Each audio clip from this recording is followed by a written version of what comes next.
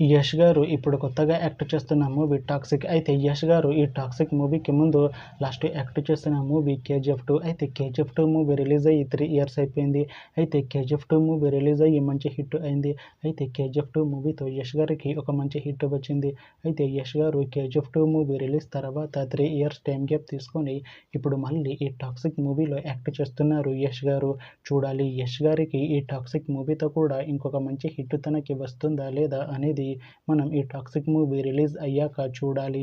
అయితే 'టాక్సిక్' మూవీలో నయనతార గారు యాక్ట్ చేస్తున్నారు. అయితే నయనతార గారు ఈ 'టాక్సిక్' మూవీకి ముందు లాస్ట్ యాక్ట్ చేస్తున్న మూవీ 'జవాన్'. అయితే 'జవాన్' మూవీ రిలీజ్ అయ్యి 2 ఇయర్స్ అయిపోయింది.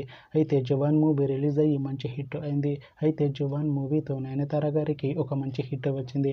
అయితే నయనతార గారు 'జవాన్' మూవీ రిలీజ్ తర్వాత 2 ఇయర్స్ టైం గ్యాప్ తీసుకొని ఇప్పుడు మళ్ళీ ఈ 'టాక్సిక్' మూవీలో యాక్ట్ చేస్తున్నారు నయనతార గారు.